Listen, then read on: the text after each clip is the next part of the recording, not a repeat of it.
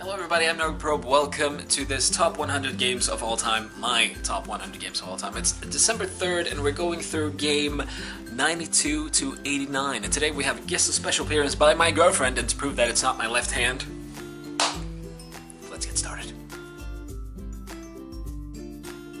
So number 92 is an indie game released last year, I think.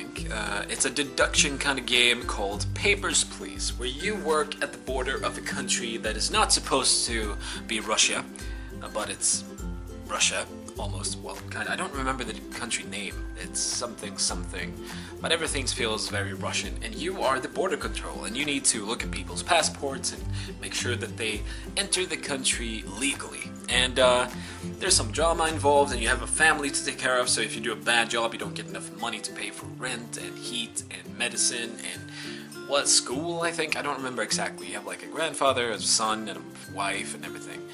And these people that come in,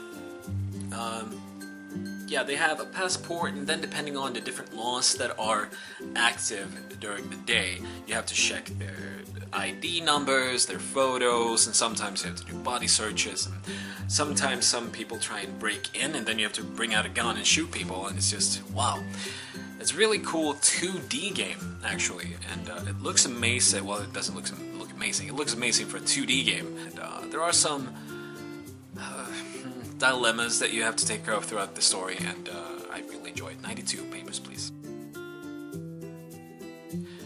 Number 91 is Rainbow Six Vegas, an FPS game released for Xbox 360, I believe. Yeah, it should be, and PC. I played it on 360. I played it with my brother and a few friends from England, or actually, we met these people through this game. And the reason it's on here, it's not the best FPS game, not by far. Spoiler. But we played it so much, and when we played as a group, we used teamwork, and there was just... I love the fact that we played it and we knew all the positions, and we could call out what was going on where, and if someone died in one position, someone else could go and help, and we knew who should go where and everything. It was just one of those experiences that stuck with me. I mean, it's my first proper FPS experience in a team-based kind of way. Usually I don't mind playing games alone, but Rainbow Six, playing it alone was never fun. Oh, it was still okay. It was still an okay game. But playing it as a group was amazing. And that's why it's on my list on 91, Rainbow Six Vegas. Number 90 is a game called Zed, or Z, or depending on how you want to pronounce it. It's an old tactical, I guess you could call it strategy game, RTS-ish game. Based on, well, you are robots fighting other robots, the Reds and the Blues. And that's basically the story. You go through different kinds of planets, you try and conquer them, and each planet has, I don't remember how many areas, I believe the first one has 9 square areas, and each one of these has a flag, and you need to capture the flag.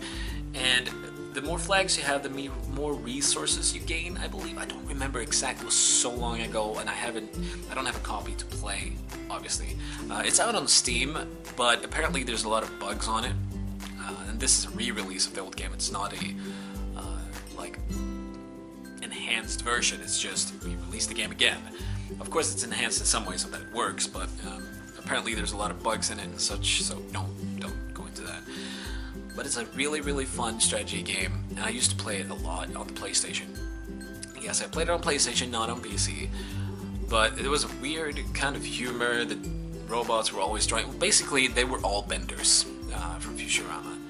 It was just amazing, and the gameplay was fun. It was really hard, especially not in the first levels, but eventually. Your tanks and all the kinds of vehicles you had, the unit in the tank could die, and your opponents could take them over. So you could have snipers just to shoot the drivers and take over the vehicles, and it was very tactical, and I loved it. So number 90, Zed.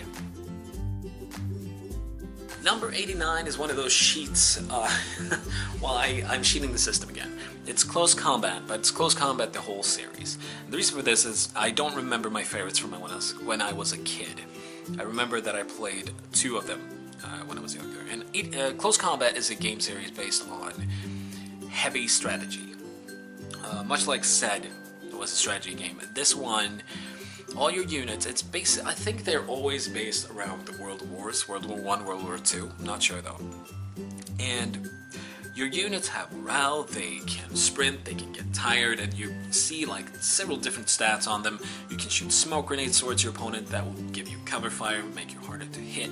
And everything is, instead of the usual RTS style where you see from like a leaned angle so that you can see the sides of the units running, you're actually like right on top of everything. So you look straight down like looking at a map. And all the units are very tiny, and everything needs to be taken care of. As soon as one of your units starts taking fire in a bad position, they're dead. So you need to use cover, you need to use smoke, you need to use grenade launchers in a good way. I mean, sometimes you can like spend 15 minutes just shooting grenades towards a building to make sure that everyone in there is dead, and the game is oh so fun. And if morale goes down, your units retreat, and your tanks are not immortals. They are great at killing things, but they can die quite easily. They just need to take a few grenade hits, and they're done. Or other tank hits, obviously. So that's what I like about it. It doesn't feel like everything is very vulnerable, and you have to really think about your next move. That is Close Combat, the whole series. They just recently released a new game, Close Combat Gateway to Cain, not sure how to say that, on Steam, but it's out for 37 euros, and I just thought that was a bit expensive for a game that I used to pay 10 euros for when I was a kid. So I wasn't really that into it. On a Steam sale, one day, maybe I will get it and try it out. It looks like the old games, and if it plays like the old games, it would definitely be worth it. So if you have money to spend, go and check it out. That is number 89, Close Combat. Thank you everybody for watching this video. We covered another 4 games from my top 100 list. We're going to make 25 videos covering 4 games each time. There will be one video out every day up until the 25th, so up until Christmas. I hope you enjoy this one. A few better games on this one. I think this is easier to appreciate, except Rainbow Six Vegas is probably not one of the most liked games in the world. But I hope you enjoyed anyway, and tomorrow we'll cover the next 4. So thank you for watching, and I'll see you then. Bye-bye.